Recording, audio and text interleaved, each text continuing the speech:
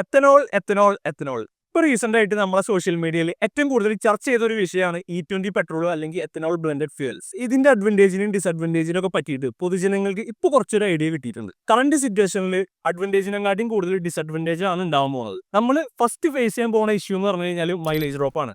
നമ്മുടെ കാറുകളിലൊക്കെ 7% mileage drop വരാൻ chance ഉണ്ട്. ചെറിയ വണ്ടികളായ ബൈക്ക്, ടൂ വീലറിനൊക്കെ ഓൾമോസ്റ്റ് ഒരു 4 to 5% വരെ മൈലേജ് ഡ്രോപ്പ് വരാനും ചാൻസ് ഉണ്ട്. എന്ന് പറഞ്ഞാൽ നോർമൽ പെട്രോളിൽ 100 കിലോമീറ്റർ ഓടുന്ന വണ്ടി അതേ ക്വാണ്ടിറ്റി E20 പെട്രോളിൽ ഇനി 93 കിലോമീറ്റർ ഓടുള്ളൂ. അപ്പോൾ ആ ഒരു 7 കിലോമീറ്ററിന്റെ മൈലേജ് ഡ്രോപ്പ് ഉണ്ടാവും. പിന്നെ വളരെ പെട്ടെന്നല്ലെങ്കിലും കുറച്ച് കഴിഞ്ഞിട്ട് വരാൻ പോകുന്ന ഇഷ്യൂ ആണ് നമ്മുടെ ഫ്യൂൽ സിസ്റ്റത്തിനൊക്കെ തകരാറ് സംഭവിക്കും. എന്ന് വെച്ചാൽ കൊറോഷൻ വരും. അതുപോലെ ഫ്യൂൽ ലൈൻസിൽ വല്ല റബ്ബർ പാർട്സ് ഉണ്ടെങ്കിൽ റബ്ബർ പാർട്സ് ദ്രവിച്ചു പോകും. അങ്ങനത്തെ ഇഷ്യൂ ഒക്കെ എത്തനോൾ കൊണ്ട് വരുന്നുണ്ട്. മാത്രമല്ല എത്തനോൾ എന്ന് പറയുന്നത് ഒരു ഹൈഗ്രോസ്കോപ്പിക് ആയിട്ടുള്ള കഴിവുള്ള ഒരു വസ്തുവാണ്. എന്ന് പറഞ്ഞാൽ നമുക്ക് അറ്റ്മോസ്ഫിയറിലത്തെ മോയ്സ്ചർ വലിച്ചെടുക്കാനുള്ള ഒരു കഴിവുണ്ട്. അങ്ങനെ പറയുമ്പോൾ നമ്മൾ ഫ്യൂൽ അടിക്കുന്ന സമയത്തൊക്കെ നമ്മുടെ അറ്റ്മോസ്ഫിയറിക് മോയ്സ്ചർ നമ്മുടെ ഫ്യൂൽ ടാങ്കിന്റെ ഉള്ളിലേക്ക് പോകാൻ ചാൻസ് ഉണ്ട്. അങ്ങനെ പോയി നമ്മുടെ ഫ്യൂൽ ടാങ്കിൽ വാട്ടർ കണ്ടന്റ് വരും. ഈ വാട്ടർ കണ്ടന്റ് ഫ്യൂൽ സിസ്റ്റത്തേക്കൊക്കെ പോയി കഴിഞ്ഞാൽ മേജർ പ്രശ്നങ്ങൾ വരും. ഫ്യൂൽ ഇഞ്ചക്ടേഴ്സ് പോകും, അതുപോലെ കൊറോഷൻ സംഭവിക്കും. ഇതൊക്കെയാണ് ഇപ്പോൾ നിലവിൽ വിദഗ്ധർ പറയുന്ന ഇഷ്യൂകൾ. ചില ബ്രാൻഡ്സ് ഒക്കെ E20 കൺവേർഷൻ കിറ്റ് ഒക്കെ ഇറക്കിയിട്ടുണ്ട് എന്ന് പറയുന്നുണ്ട്. എന്ന് പറഞ്ഞാലും നമ്മുടെ നാട്ടിൽ ഇപ്പോൾ 90% E20 കോമ്പാറ്റബിൾ അല്ലാത്ത വണ്ടികളാണ് ഓടിക്കൊണ്ടിരിക്കുന്നത്. അപ്പോൾ ഈ വണ്ടികൾക്കൊക്കെ ഈ ഇഷ്യൂ വരാൻ ചാൻസ് ഉണ്ട്. ബൈ ദ വേ, നമ്മുടെ ഇന്നത്തെ വീഡിയോ ഈസ് ഓൾ അബൌട്ട് എത്തനോളിൽ ഓടുന്ന വണ്ടികളെ കുറിച്ചിട്ടാണ്. 2023 ഡോഡ്ജിന്റെ എക്കാലത്തെയും പവർഫുൾ മസിൽ കാറായ ഡോഡ്ജ് ചലഞ്ചർ ഡിസ്കണ്ടിന്യൂ ചെയ്യണത്. ഒന്നും കൊണ്ടല്ല, ഫ്യൂൽ എമിഷൻ നോംസ് മീറ്റ് ചെയ്യാത്തതുകൊണ്ടാണ്. എന്തായാലും ഡിസ്കണ്ടിന്യൂ ചെയ്യാണ്. അപ്പോൾ ഡോഡ്ജ് അതൊരു ചരിത്രം കുറിച്ചിട്ട് തന്നെ ഡിസ്കണ്ടിന്യൂ ചെയ്യുക, അല്ലെങ്കിൽ നിലവിലുള്ള കുറച്ച് റെക്കോർഡ്സ് ഒക്കെ ബ്രേക്ക് ചെയ്തിട്ട് തന്നെ ഡിസ്കണ്ടിന്യൂ ചെയ്യുക എന്നുള്ള ഉദ്ദേശത്തോടെ ഇറക്കിയൊരു വണ്ടിയാണ് ഡോഡ്ജ് ചലഞ്ചർ SRT ഡീമൺ 170. ഇത് നോർമൽ ചലഞ്ചറിൽ നിന്നൊക്കെ വളരെ വ്യത്യസ്തമായിട്ടുള്ള ഒരു വണ്ടിയാണ്. ഇതിന് 170 എന്ന് പേര് വരാൻ കാരണം തന്നെ 170 പ്രൂഫ് ഫ്യൂൽ യൂസ് ചെയ്യുന്നതുകൊണ്ടാണ്. 170 പ്രൂഫ് എന്ന് പറഞ്ഞു കഴിഞ്ഞാൽ ഇപ്പോൾ ഫോർ എക്സാമ്പിൾ ഒരു ലിക്വിഡിൽ 85% എത്തനോൾ ഉണ്ടെങ്കിൽ അതിന് പറയണതാണ് 170 പ്രൂഫ്. അപ്പോൾ ഡോഡ്ജ് ഉപയോഗിക്കുന്നത് 170 പ്രൂഫ് ഫ്യൂൽ എന്ന് പറയുമ്പോൾ 85% എത്തനോളും അതുപോലെ 15% മാത്രം പെട്രോളുള്ളൂ, എന്ന് വെച്ചാൽ ഗ്യാസോലിൻ. അപ്പോൾ ഡോഡ്ജ് ഡീമൺ 170 യൂസ് ചെയ്യുന്നത് E85 പെട്രോൾ ആണ്. അങ്ങനെയാണ് ഡോഡ്ജ് ഡീമൺ 170 എന്ന് പേര് വരാനുള്ള കാരണം. ഡീമണിന്റെ എംബ്ലത്തിന്റെ അടിയിൽ തന്നെ 170 അവർ ഡിനോട്ട് ചെയ്തിട്ടുണ്ട്. അങ്ങനെ പറയുമ്പോൾ ഈ വണ്ടിയുടെ മാക്സിമം പവർ ഉണ്ടാക്കുന്നത് E85 പെട്രോളിലാണ്. എന്ന് വെച്ചാൽ 85% എത്തനോളുള്ള ഫ്യൂവലാണ് ഈ വണ്ടിയുടെ മാക്സിമം പവർ ഔട്ട്പുട്ട് ഉണ്ടാക്കുന്നത്. ഡോഡ്ജ് ഡീമണിന്റെ 6.2 litre Hemi V8 supercharged engine normal പെട്രോളിൽ ഉണ്ടാക്കുന്ന മാക്സിമം പവർ എന്ന് പറയുന്നത് 900 HP ആണ്. അത് മാത്രമല്ല 1028 ന്യൂട്ടൺ മീറ്റർ ടോർക്കും. നോർമൽ E10 പെട്രോളിൽ എന്ന് വെച്ചാൽ നമുക്കൊക്കെ ലഭ്യമായ നോർമൽ E10 ഫ്യൂൽസിൽ ഡോഡ്ജ് ഉണ്ടാക്കുന്ന പവർ എന്ന് പറഞ്ഞാൽ 900 HP ആണ്. എന്ന് പറഞ്ഞാൽ 900 HP 1028 ന്യൂട്ടൺ മീറ്റർ ടോർക്ക് എന്ന് പറഞ്ഞാൽ എവിടെ എത്തി? എന്നാലും E85 ഫ്യൂലിൽ ഉണ്ടാക്കുന്ന പെർഫോമൻസ് കേട്ടാൽ നിങ്ങൾ വീണ്ടും ഞെട്ടും. E85 പെട്രോളിൽ എന്ന് പറഞ്ഞാൽ 85% എത്തനോളുള്ള ഗ്യാസോലിനിൽ ഈ വണ്ടി ഉണ്ടാക്കുന്ന മാക്സിമം പവർ എന്ന് പറഞ്ഞാൽ 1025 ഹോഴ്സ് പവറും അതുപോലെ 1281 ന്യൂട്ടൺ മീറ്റർ ടോർക്കും. ഈ വണ്ടി 0 to 100 അച്ചീവ് ചെയ്യാൻ ആകെ വേണ്ടത് 1.66 സെക്കൻഡ്സ്. ക്വാർട്ടർ മൈല് റേസ് വെക്കുകയാണെന്നുവെച്ചെങ്കിൽ ഈ വണ്ടിക്ക് ആകെ വേണ്ടത് 8.91 സെക്കൻഡ്. ലോകത്തിൽ വെച്ച് തന്നെ മാസ് പ്രൊഡക്ഷൻ കാഴ്സിൽ ഈ റെക്കോർഡ് വേറൊരു വണ്ടിയും ബീറ്റ് ചെയ്തിട്ടില്ല. അതിന് ബീറ്റ് ചെയ്യാൻ ഇങ്ങനത്തെ ഒരു റെക്കോർഡ് ആരും ഉണ്ടാക്കിയിട്ടില്ല. ഡോഡ്ജ് ഡീമൺ 170യുടെ പ്രീഡിസസർ ആയ ഡീമൺ ഒരിക്കൽ ഡ്രാഗ് സ്ട്രിപ്പിൽ നിന്ന് ബാൻ ചെയ്തിട്ടുണ്ട്. NHRA എന്ന് പറഞ്ഞിട്ട് നാഷണൽ ഹോട്ട് റോഡ് അസോസിയേഷൻ എന്ന് പറഞ്ഞിട്ട് ഈ ഡ്രാഗ് സ്ട്രിപ്പിലൊക്കെ റേസ് ഗവൺ ചെയ്യുന്ന ആൾക്കാരുണ്ട്. അവർ ഈ വണ്ടിയുടെ പെർഫോമൻസ് കണ്ടിട്ട് ഈ വണ്ടി ഡ്രാഗ് സ്ട്രിപ്പിൽ നിന്ന് ബാൻ ചെയ്തിട്ടുണ്ട്. കാരണം എന്താ വെച്ച് കഴിഞ്ഞാൽ ഇതൊരു മാസ് പ്രൊഡക്ഷൻ കാറാണ്. ഈ വണ്ടിക്ക് കുറെ ലിമിറ്റേഷൻസും പാരാമീറ്റേഴ്സും ഉണ്ട്. എന്ന് വെച്ചാൽ ഡ്രാഗ് സ്ട്രിപ്പിലുള്ള വണ്ടികൾ എന്ന് പറഞ്ഞാൽ റോൾ കേജ് വെക്കണം, അതുപോലെ പാസഞ്ചർ സീറ്റ് ഒക്കെ റിമൂവ് ചെയ്യണം, ഡ്രൈവർ സീറ്റ് മാത്രമേ ഉണ്ടാവാൻ പാടുള്ളൂ. അങ്ങനത്തെ കുറച്ച് പാരാമീറ്റേഴ്സ് ഉണ്ട്. ഇതൊന്നും ഇല്ലാണ്ട് ആ ഒരു വണ്ടി നോർമൽ മാസ് പ്രൊഡക്ഷൻ കാഴ്സിന്റെ ടൈം ബീറ്റ് ചെയ്യാന്ന് പറഞ്ഞു കഴിഞ്ഞാൽ അതൊരിക്കലും സമ്മതിക്കാൻ പോകുന്നില്ല. അതുകൊണ്ട് ഈ വണ്ടി ബാൻ ചെയ്യാന്ന് പറഞ്ഞിട്ടാണ് NHRA ഈ വണ്ടി ഡ്രാഗ് സ്ട്രിപ്പിൽ നിന്ന് ബാൻ ചെയ്തത്. കാരണം സേഫ്റ്റി ഇഷ്യൂസ് കാരണം. അത്രയും പവർഫുൾ ആയിട്ടുള്ള റോഡ് ലീഗൽ മസിൽ കാറാണ് ഡോഡ്ജ് ചലഞ്ചർ ഡീമൺ എന്ന് പറയുന്നത്. ആ ഡീമണിന്റെ സക്സസർ ആണ്. മാത്രമല്ല ഏറ്റവും ലാസ്റ്റത്തെ മോഡലാണ് ഡോഡ്ജ് ഡീമൺ 170. ഒന്ന് ആലോചിച്ച് നോക്കിയേ, 1025 ഹോഴ്സ് പവറും അതുപോലെ front engine rear wheel drive ആയിട്ട് പോലും ഓരോ റേസിന്റെ സമയത്തും വണ്ടി ലോഞ്ച് ചെയ്യണ സമയത്ത് ഫ്രണ്ട് പൊക്കിയിട്ടാണ് പോവുക, ഫ്രണ്ട് ലിഫ്റ്റ് ചെയ്തിട്ടാണ് പോവുക. എന്ന് വെച്ചാൽ വീലി അടിച്ചിട്ട് പോവുക. നമ്മൾ ബൈക്കൊക്കെ വീലി അടിക്കണ പോലെ വീലി അടിച്ചിട്ടാണ് പോവുക. അത്രക്കും മാരക ടോർക്കാണ് ഈ വണ്ടി വീൽസിൽ പ്രൊഡ്യൂസ് ചെയ്യുന്നത്. Front engine rear wheel drive car front പൊക്കിയിട്ട് പോവുക. അത്രയും വലിയ 6.2 ലിറ്റർ എഞ്ചിന് പൊക്കാനുള്ള പവർ ആ വീൽസിൽ പ്രൊഡ്യൂസ് ചെയ്യുന്നത്. ഇതൊരു ബീസ്റ്റ് തന്നെയാണ്, ആ കാര്യത്തിൽ നോ ഡൗട്ട് ഫോർ ഷുവർ. എന്തായാലും ഡോഡ്ജ് ഇനി ഇലക്ട്രിക് കാഴ്സിലേക്ക് തിരിയാണ്. അതുകൊണ്ട് ഇങ്ങനത്തെ മസിൽ കാഴ്സ് ഒന്നും ഇനി പ്രതീക്ഷിക്കണ്ട. അങ്ങനെയാണ് അവർ പറയണത്. എന്തായാലും എടുക്കണം എന്നൊക്കെ ഒരു ആഗ്രഹമുള്ള ഒരു വണ്ടിയായിരുന്നു ഭാവിയിൽ. പക്ഷെ എന്തായാലും ഇനിയിപ്പോൾ എന്തായാലും നടക്കില്ല. പക്ഷെ എന്തായാലും ജീവിതത്തിൽ ഓടിക്കണം എന്ന് ആഗ്രഹമുള്ള ഒരു വണ്ടിയാണത്. ശരിക്കും പറഞ്ഞാൽ ഈ വണ്ടിയാണ് the most powerful muscle car ever built. പിന്നെ ഡോഡ്ജ് ഈ വണ്ടിക്ക് ഒരു ട്രിബ്യൂട്ട് എന്നുള്ള നിലയ്ക്ക് ഈ ഫസ്റ്റ് വണ്ടി റിവീൽ ചെയ്യണത് എയർ ലിഫ്റ്റ് ചെയ്തിട്ടാണ്. ഒരു ഹെലികോപ്റ്ററിലൊക്കെ എയർ ലിഫ്റ്റ് ചെയ്ത് കൊടുത്തിട്ടാണ് ആൾക്കാരുടെ മുമ്പിൽ റിവീൽ ചെയ്യണത്. എന്താ ചെയ്യുക, പറഞ്ഞിട്ട് കാര്യമില്ല. ഇനി ഇങ്ങനത്തെ വണ്ടികളൊക്കെ കളക്റ്റിബിൾ കാഴ്സ് ആയിട്ട് മാറും. അങ്ങനെ ഡോഡ്ജ് സെറ്റ് ചെയ്ത റെക്കോർഡ് തകർത്തൊരു വണ്ടിയാണ് കൊനിക്സെക് യെസ്കോ ആബ്സല്യൂട്ട്. ശരിക്ക് നമ്മൾ കോയിനിക്സെക് എന്നൊക്കെ പറയില്ലേ, ആ ബ്രാൻഡ് തന്നെയാണ്. അതിന് ശരിക്കുള്ള പ്രൊനൗൺസിയേഷൻ വേണമെങ്കിൽ ഗൂഗിൾ അമ്മച്ചോട് ചോദിച്ചാക്കാം. Koenigsegg. Koenigsegg. Koenigsegg. കൊനെക്സെക് ആണ് ശരിക്കും അത് പ്രൊണൗൺസ് ചെയ്യുക. അതുപോലെ നമ്മളിപ്പോൾ പറഞ്ഞ വെഹിക്കിൾ എഴുതുമ്പോൾ ജെസ്കോ എന്നാണ് വായിക്കുക. പക്ഷേ നമ്മുടെ പ്രൊണൗൺസിയേഷൻ ഇത് സ്വീഡിഷ് പ്രൊണൗൺസിയേഷൻ വെച്ചിട്ട് അത് യെസ്കോ എന്നാണ് വായിക്കുക. ആക്ച്വലി ഇതൊരു സ്വീഡിഷ് കമ്പനിയാണ് കൊനെക്സെക്. കൊനെക്സെക് യെസ്കോയുടെ 2 വേരിയന്റ് ഉണ്ടാക്കിയിട്ടുണ്ട്. ഒന്ന് യെസ്കോ അറ്റാക്കും അതുപോലെ യെസ്കോ ആബ്സല്യൂട്ടും. യെസ്കോ അറ്റാക്ക് എന്ന് പറയുന്ന വെഹിക്കിൾ പ്യൂർലി ട്രാക്ക് ഓറിയന്റഡ് ആണ്. അത് ട്രാക്കിന് വേണ്ടി സ്പെസിഫിക് ആയിട്ട് ഉണ്ടാക്കിയിട്ടുള്ള വണ്ടിയാണ്.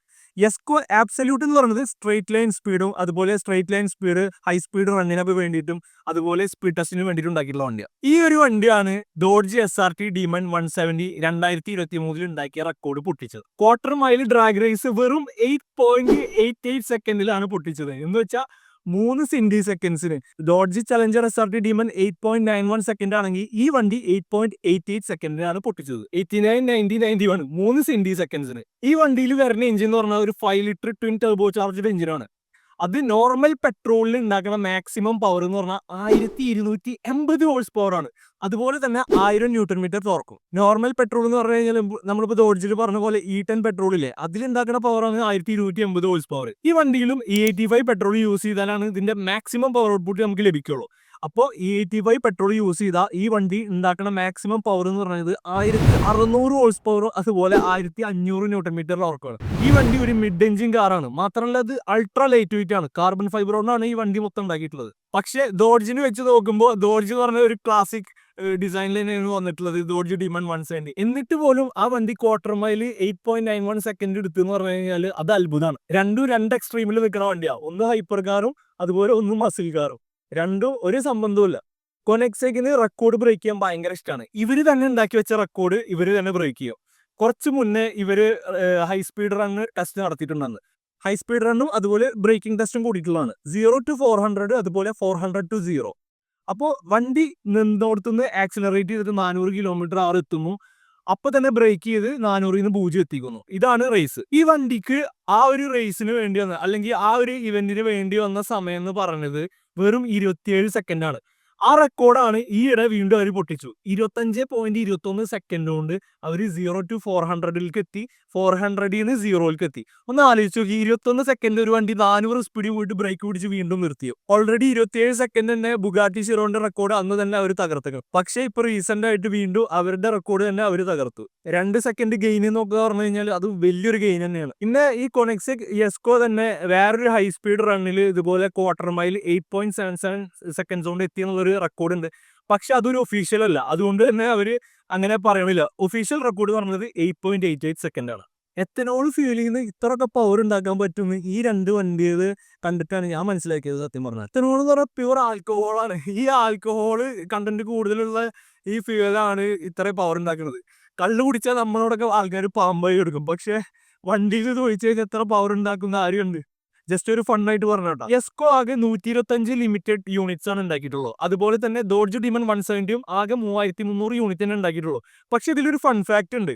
നമ്മുടെ യെസ്കോയുടെ US പ്രൈസ് എന്ന് പറഞ്ഞാൽ $3 million ആണ്.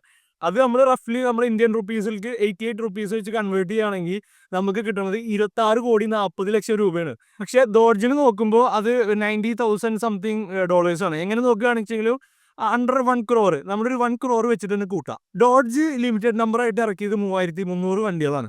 അപ്പോൾ 3300 വണ്ടികൾക്ക് 1 കോടി വെച്ച് നോക്കുകയാണെന്ന് വെച്ചാൽ 3300 കോടിയാണ് അവർ 3300 വണ്ടിക്ക് കിട്ടിയത് അവർക്ക്. നേരെ മറിച്ച് യെസ്കോൾക്ക് വരുമ്പോൾ യെസ്കോ ആകെ 125 യൂണിറ്റ് ആണ് ഉണ്ടാക്കിയിട്ടുള്ളൂ. അപ്പോൾ 26,40,00,000 നമ്മൾ ഇൻറ്റു 125 നോക്കുകയാണെങ്കിൽ നമുക്ക് കിട്ടാൻ 3300 കോടിയാണ്. ഡോഡ്ജിന് ഒരു 3300 കോടി ഉണ്ടാക്കാൻ 3300 കാർ വിൽക്കേണ്ടി വന്നു. കൊനെക്സെക്കിന് ആകെ 125 കാർ വിൽക്കേണ്ടി വന്നുള്ളൂ. ഇതൊരു ഫൺ ഫാക്ട് ആയിട്ട് പറഞ്ഞെന്നുള്ളൂ. എന്നാലും കൊനെക്സെക് യെസ്കോഡാണ് വളരെയധികം ഞെട്ടിച്ചത്. 0-400 400-0 വെറും 25 സെക്കൻഡോടെ അവർ കംപ്ലീറ്റ് ചെയ്ത്. വല്ലാത്ത അത്ഭുതം തന്നെ കേട്ടോ. എത്തനോൾ ബ്ലെൻഡ് കൂടുതലാണെങ്കിലും ഇത്രയും പെർഫോമൻസുള്ള കാറുകൾ ഉണ്ടാക്കാന്ന് ഇത്രയും വലിയ മാനുഫാക്ചറേഴ്സ് നമുക്ക് കാണിച്ചു തരുന്നുണ്ട്. എന്നിരുന്നാലും ഇതിന്റെ ഡ്രോബാക്ക് നമ്മൾ നേരത്തെ പറഞ്ഞ പോലെ ഹൈഗ്രോസ്കോപ്പിക് പ്രശ്നങ്ങളുണ്ട്. അപ്പോൾ അതുകൊണ്ട് തന്നെ അറ്റ്മോസ്ഫിയറിക് മോയ്സ്ചറൊക്കെ ഈ ഫ്യൂൽ ടാങ്കിക്ക് വലിച്ചെടുക്കും. അത് പിന്നീട് പ്രശ്നമാവാൻ ചാൻസ് ഉണ്ട്. പക്ഷെ അതിന് വിത്ത്സ്റ്റാൻഡ് ചെയ്യുന്ന ടൈപ്പ് ഫ്യൂൽ സിസ്റ്റം ഇഞ്ചക്ടേഴ്സ് ഒക്കെ വരികയാണെന്ന് വെച്ചാൽ പിന്നെ നമുക്ക് ആ ഒരു പ്രശ്നമല്ല.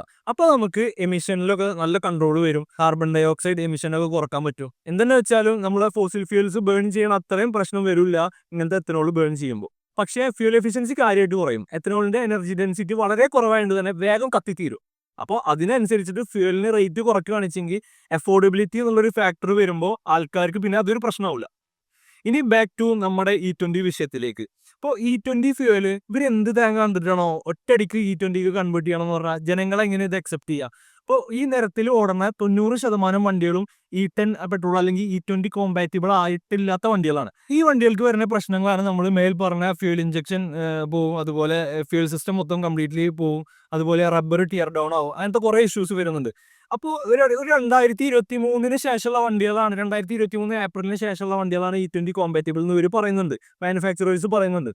എന്നിരുന്നാലും ഇതിൻ്റെ ഒരു പ്രശ്നം എടുക്കണം എന്താ വെച്ച് കഴിഞ്ഞാൽ ചില മാനുഫാക്ചറേഴ്സ് ഇപ്പോഴും പറയുന്നുണ്ട് E20 പെട്രോൾ അടിച്ചിട്ട് കഴിഞ്ഞിട്ട് എന്തെങ്കിലും പ്രശ്നം വന്നു കഴിഞ്ഞാൽ ഞങ്ങൾ വാറണ്ടി കൊടുക്കില്ല എന്ന്.